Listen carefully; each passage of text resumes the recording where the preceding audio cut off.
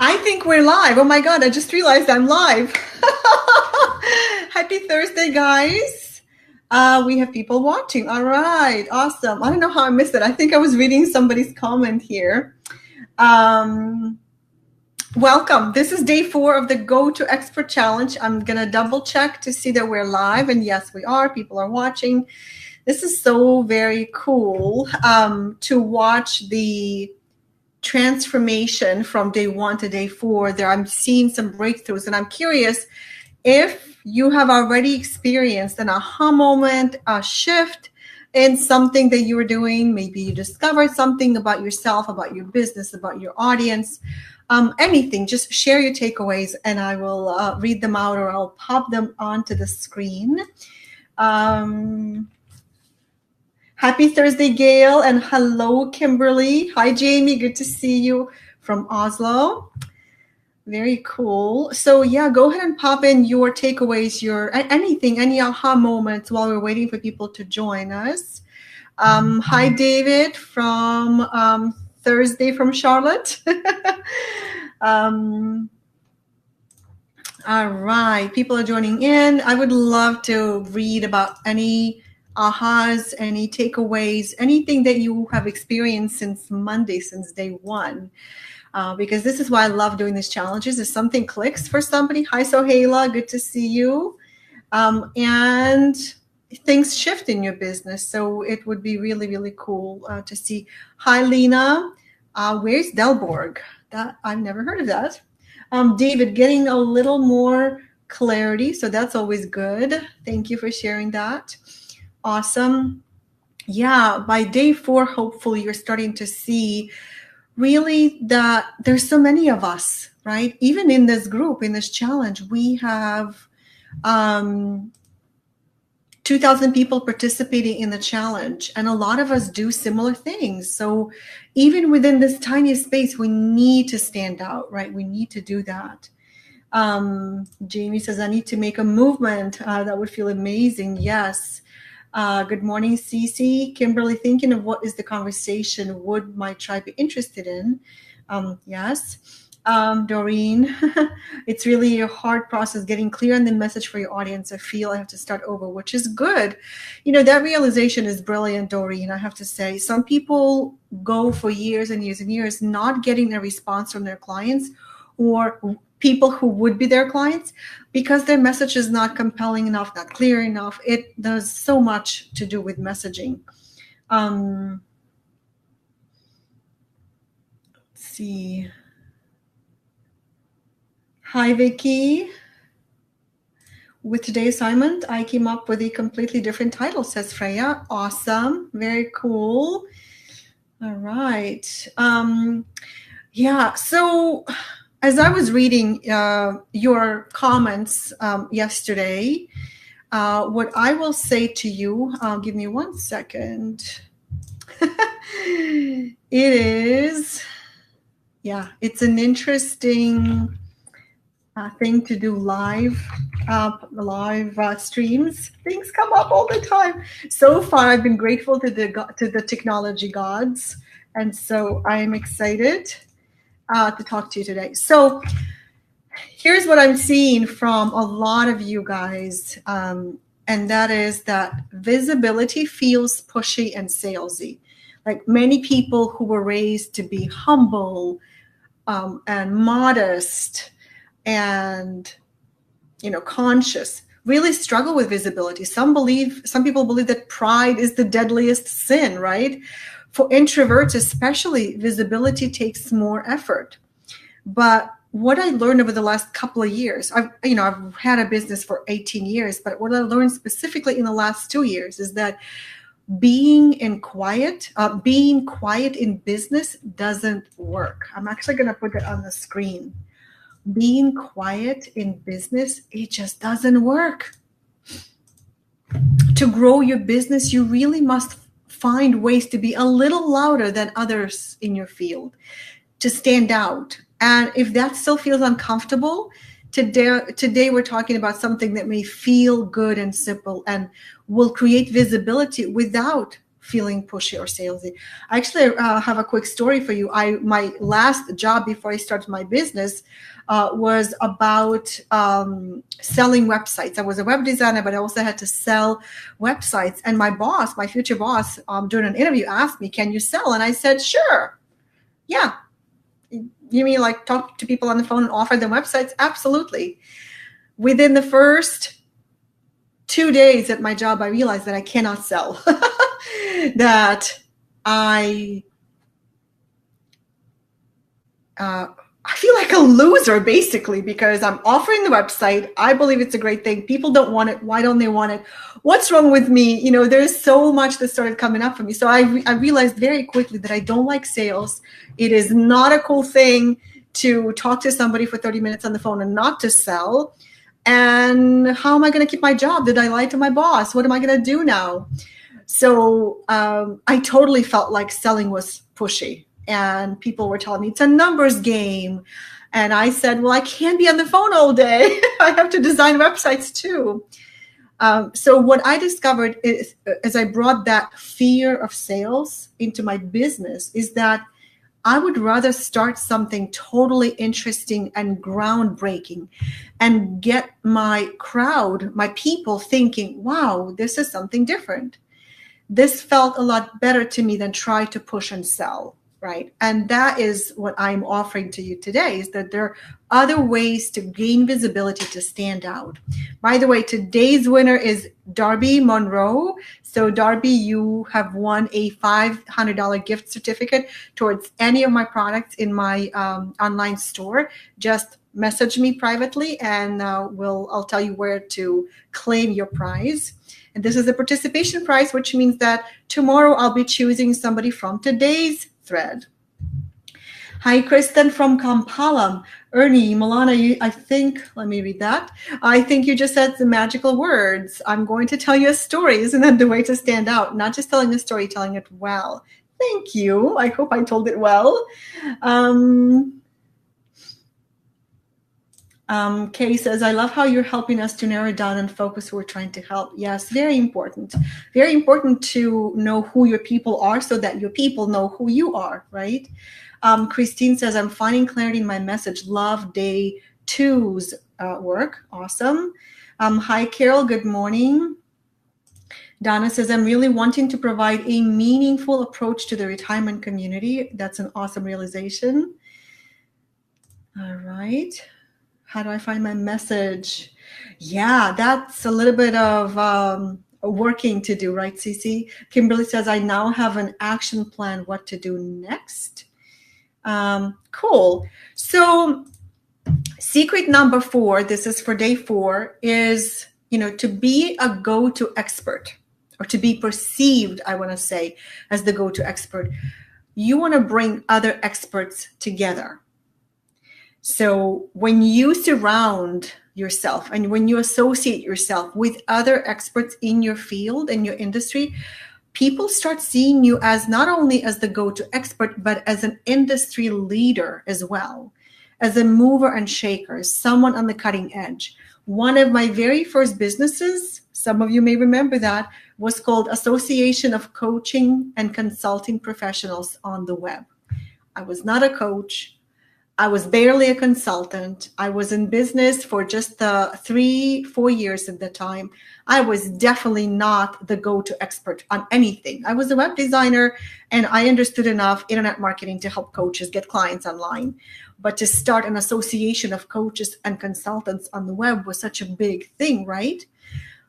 But what started happening is I started bringing other experts into the association as experts to interview, to teach things, to be a member, right? And slowly people started seeing me as an industry leader. I may not have been the top expert on my topic, but by bringing people together, people started seeing me as a leader, as somebody who brings people together. That's a leader. And so you may not have any ambitions about being seen as a leader, and that's okay. All we're doing right now is you want to position yourself a little bit higher than everyone else in your niche, right? As a mover and shaker by simply wanting to be on the cutting edge, right? Can you imagine how much easier it would be to attract clients and to attract opportunities when you are positioned that way, right? So in today's homework, I gave you 4 ways to bring other experts together. 4 ways that I have personally done and personally know of. I'm sure there are other ways, but these are the 4 most meaningful ways, especially online, right? So you can create your own networking group where you get together and you network with other people in your industry. And number 2 is you can create your own mastermind group. Now, a lot of people misunderstood this thing. The mastermind is not for your clients or your students. It's for other people within your industry, right? And I'll give you examples that will make this distinction a little bit more clear. The 3rd way to bring people together is to host a virtual summit in your niche. That happens to be my favorite because I held the very first telesummit back in 2005. I absolutely still love this strategy. I think most people are missing the boat by not hosting a virtual summit. And if you heard that summits are dead, ignore that. Summits are not dead. I get invited to a virtual summit every single week, to at least one summit, either as a speaker or as a participant. And if you feel like virtual summits have been overdone, it's probably because they're done incorrectly. And so I'll share more about that tomorrow as well. And number 4 is to hold a live conference in your industry. And by conference, I mean event, where you have other people speak, right? Linda says this is becoming a lot clearer. Awesome.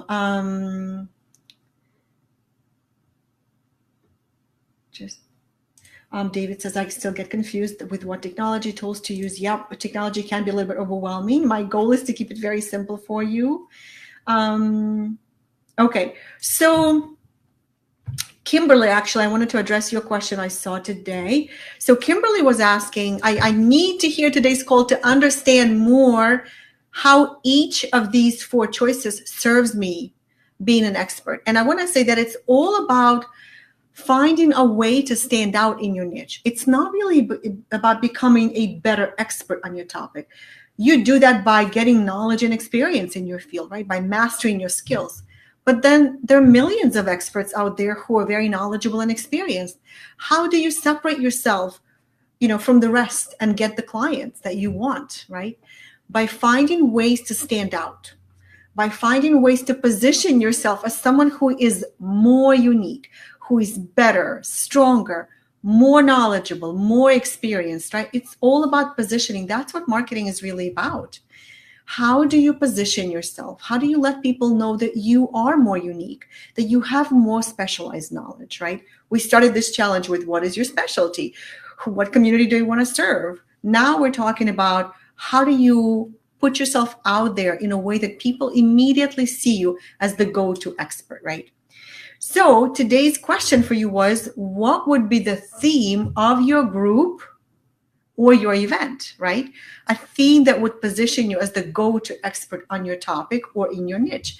And I gave you a few examples that sort of encompass this idea. For example, songwriters networking group, where you put together a group for all the people who are songwriters and they join your group. And so now you are the leader of the songwriters niche, right? Medical entrepreneur mastermind. That's an example from one of the people that I worked with in the past that immediately came to mind. She runs a medical, I think it's called something like physician entrepreneur mastermind, but that's an example where she brings doctors together who want to have their own entrepreneurial venture. People are like-minded, they're all wanting to serve similar audience, right? Real estate sales success workshop. That's an example of a live event where you could bring people together to talk about how to be successful in real estate, right? By the way, it's not just you teaching the workshop. It is you bringing people together. Remember that, right?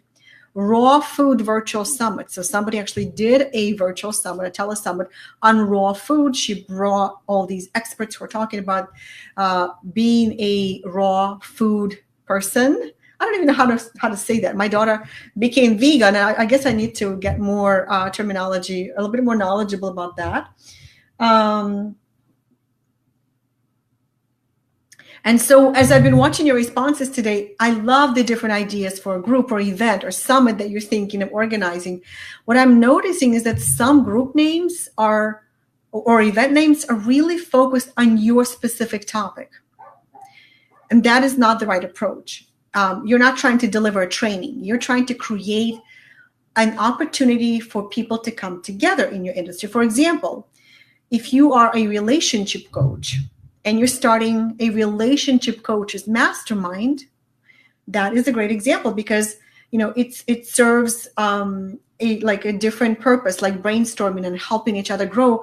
The problem with that is that it will not allow you to position yourself in your industry as the go-to expert in your topic, right? You're simply bringing other relationship coaches in your niche together.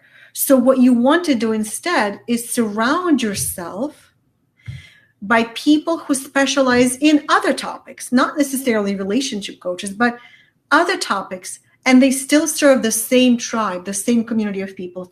So if you think bigger, what theme can you go with that would allow you to invite other experts who are not your direct competitors? Because if you're a relationship coach and you're bringing a mastermind together of other relationship coaches, you're kind of doing the same thing. Whether you call it competition or you're calling it your peers or colleagues, doesn't matter, because your goal is to bring yourself as an expert in your niche area. And to do that, so to go with the same example of relationship coaches, what if instead you decided to start a mastermind for experts who work with step families? Then you could be the relationship coach, but you could also bring other coaches, therapists, educators, and experts in different areas around the challenges that a step family may be dealing with, right?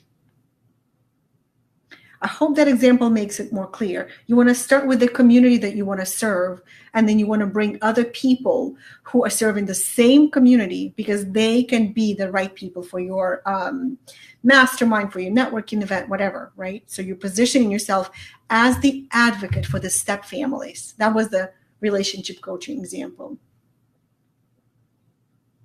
I'm going to give you a few more examples I saw today, but let me answer Vicky's question. Vicky says, are you using mastermind and virtual summit interchangeably? Actually, no, these are two different things. A mastermind group is a group that you bring where you bring together experts and you interact with each other, you support each other, you collaborate. So now you're seen as the leader of leaders, right? A virtual summit can also be seen that way, but this is a public event. It's like a conference done virtually where you bring experts, you interview them, and then you announce it to other people, right? I'll actually talk more about that tomorrow. So I think it'll make more sense.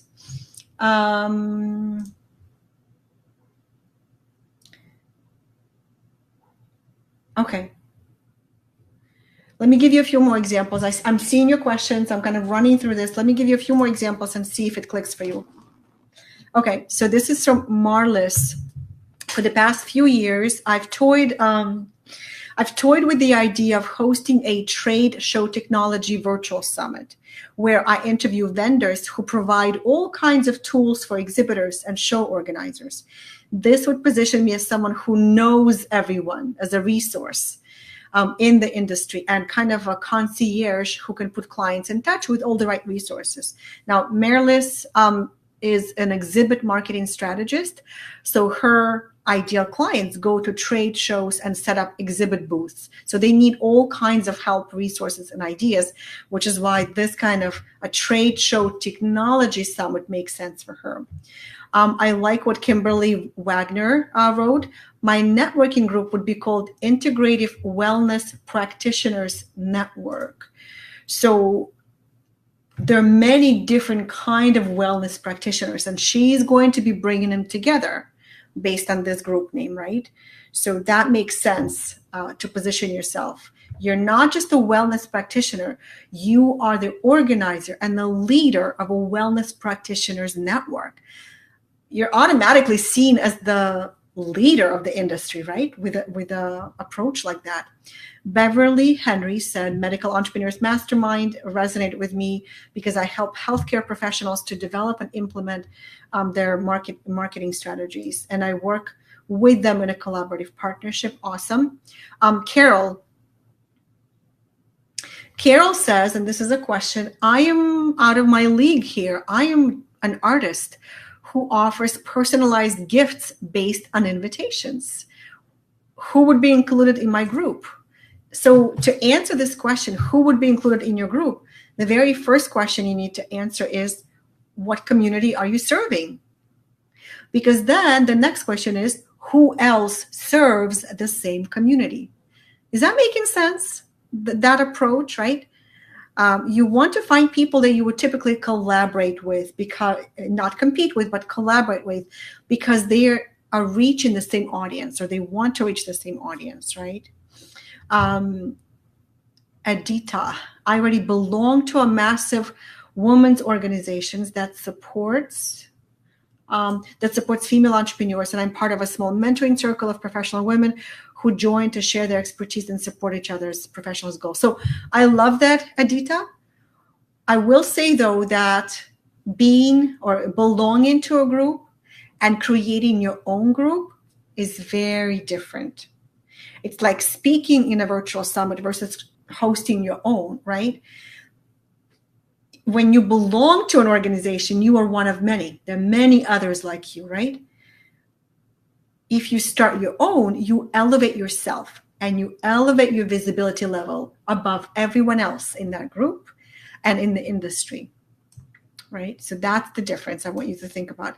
Tina, a mastermind group enhancing and supporting the advancement of empowerment for women. Let me read that again. This was a mouthful.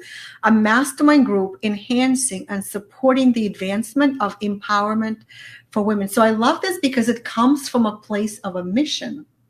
Let's get together because we're all passionate about this mission. But I would encourage you to be more specific, Tina. What kind of women? I'm assuming professional women, maybe women who are trying to be in the roles of management, CEO, maybe women in technology, women in healthcare. Is there anything specific about these women so that when she comes to your website and reads about your group, she knows it's for her, right? Helene asked a question. I'm watching your questions, guys, so I'm going to go back here as well. Ooh, I'm going to put this on the screen. Linda. Special needs, spectacular moms, mastermind groups. I love this because not only will you attract moms of children with special needs, you would also attract other experts who support moms of children with special needs, right? Because that's the goal, is to really not just to start a mastermind for your clients who are the moms, but also to create that opportunity for other people to serve your community, right? So I like that. That's very specific, very cool. Let's see. Mark says something interesting. It appears to me that a mastermind might be an excellent place to start and then migrate to a virtual summit. I'm so glad you said that. Thank you, Mark. Here's why. Most people have no idea that the very first summit in the world, which was my Coaching Telesummit in 2005, was actually created as a mastermind group, which I then decided to open up to the public, and it became a virtual summit, right?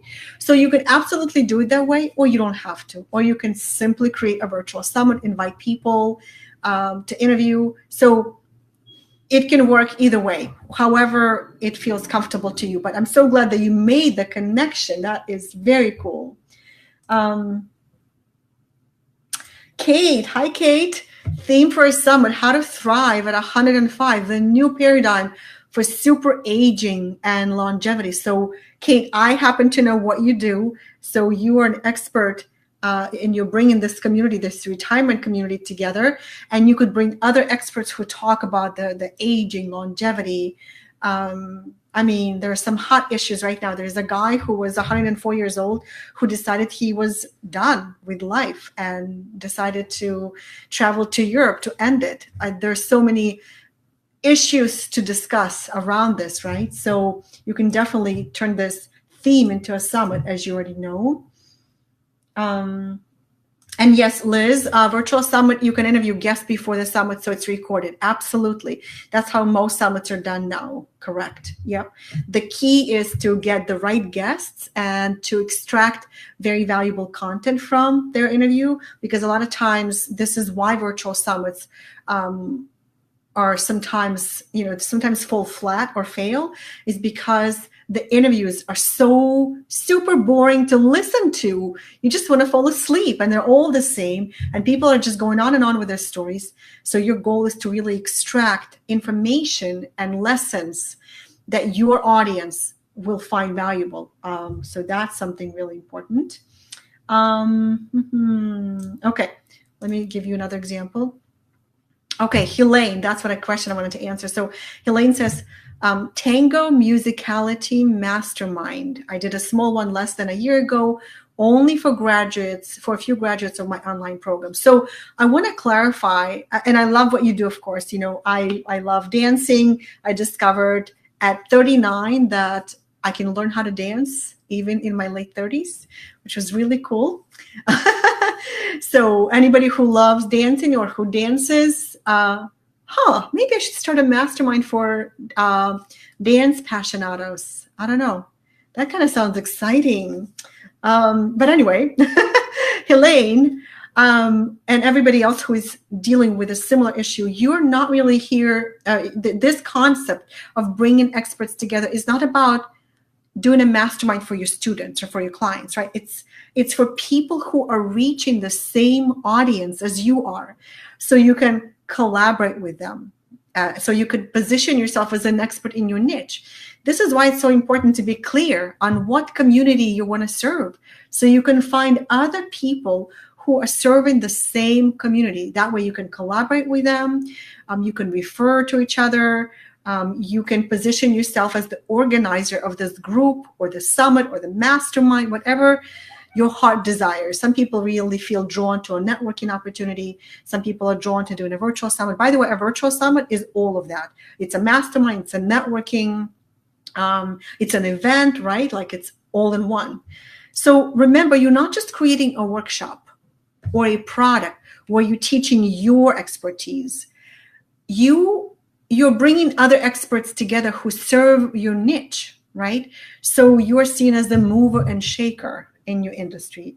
You want a bigger theme, a bigger vision, so that your topic, your expertise falls within it, right?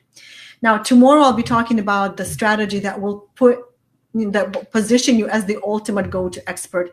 It is the best, the single best way I know to stand out in your niche right now. I kind of referenced it many times throughout today's conversation. And mainly, you can't escape it, because this strategy is completely unparalleled to everything else out there, because it grows your business in at least 20 to 30 different ways. And it does it very, very fast. Like, you can really put yourself on the map and get all the clients you want within 90 days. That's how amazing it is. So tomorrow, Friday at 1 p.m. New York time, just like we've been meeting every day this week, and it'll be a class, so it'll be a little longer. It'll actually be about 60 minutes, right? What I will be sharing and teaching is going to be really beyond and above everything else out there. If you are excited about being discovered, like, I don't like to sell, I like being discovered. And if that is exciting to you as well, join me tomorrow for that session. If you want to be discovered by hundreds or even thousands of potential clients, right? If you want to build your list, if you want to have a waiting list of coaching clients or consulting clients, if you want to monetize your business finally, you definitely want to pay attention to what I will be sharing with you. Marilyn says, the daily homework has been so great to focus. Yes, awesome. I'm really happy to hear that. Hard selling is so much kinder. Yes, Sarah, definitely. Roy, good to see you here.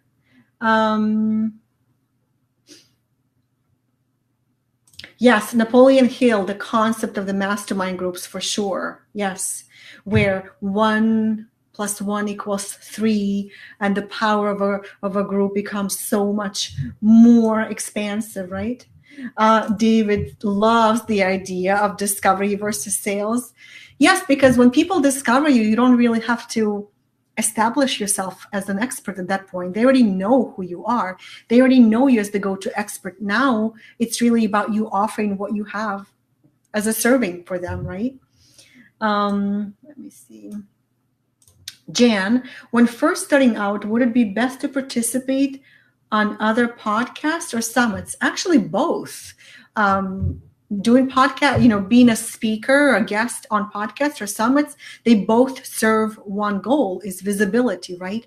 But we're talking today about the next level of visibility, not simply to be visible, but to create visibility opportunity for yourself by bringing people together and doing it in a way that allows people to see you as the go-to expert. Vicky says, a few people have asked about what virtual, I'm assuming that means virtual summit platform you suggest. I don't quite know what that question means. I'm going to say that if you're asking about how to interview guests, I would use Zoom. Zoom is a great platform to interview your guest speakers. Hopefully that's what you were asking about. You're very welcome, Tina. Okay, let me keep scrolling. Kirsten says, I've been discovered in Kampala in 2 months without having any network. Next step, being discovered worldwide. Awesome.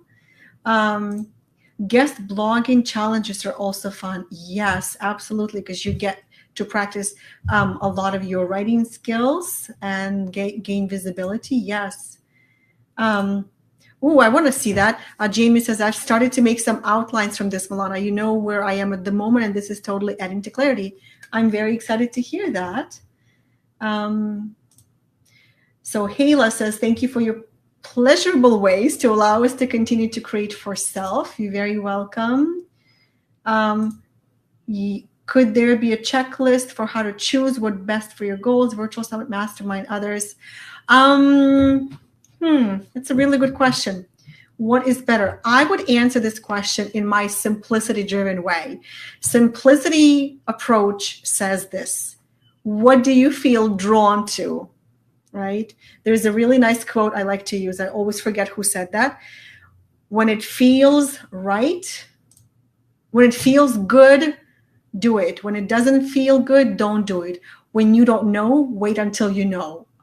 Right? That's the simplicity way. It's like, what do you feel drawn to?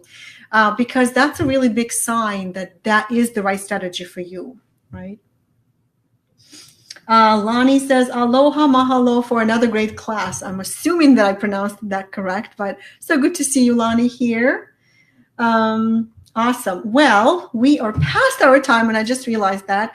So I will all see you tomorrow. Hopefully you will receive a link. So just jump into the class at 1 p.m. Eastern time, which is New York time. Helene says, I love that simplicity way. Yes, I do too. I think that life and business can be so complex, and it's really, you want to listen to your heart for a change, right? Instead of listening to all the experts and all the gurus and all the blueprints out there, it does pay to listen to your heart. I was interviewed today for a podcast, and the host asked me, how are you doing your business differently now that you walked away from $1 million company? And, how did you decide to do business differently? And my answer was immediately that I only want to do things that I'm absolutely in love with, because that's the only way that you have fire under what you're doing, right? Everything else kind of feels like, yeah, these are the things I need to be doing, but I don't really want to do them. So what's the point, right? the energy that you bring to any project. So as you're looking at the list, do you feel more fire in your belly around starting a mastermind or putting together a networking group or hosting a virtual summit? What's the fourth one? Or holding a live event. I've done all of these, by the way. So I know there's some things that draw me. I definitely love live events, but they are expensive. And also people have to travel to live events, and there's a lot of sacrificing to do around live events. You have to find childcare, you have to buy tickets, you have to walk away from your clients, from your business, right? So virtual summit is definitely my favorite way of doing the event, the mastermind, the networking, the connections that you build. So I love your question, Sophia. Can virtual summit be done in 1 month, in 30 days? I actually have just worked with somebody who completed her summit in 2 weeks. 2 weeks. This is not typical, but it just shows you that it can be done, right? Kirsten, thank you. I'm very grateful for everything you're sharing, your expertise. Milana, thank you. Thank you as well. I will talk to you guys tomorrow. Bye, everybody. Have a great rest of the day. And let's come back here again. Tomorrow is actually going to be on Zoom so that I can show you some things. I'll have some slides. Of course, I will talk about how to continue working with me if you feel inspired by this week. And I'll talk to you tomorrow. Bye, everybody.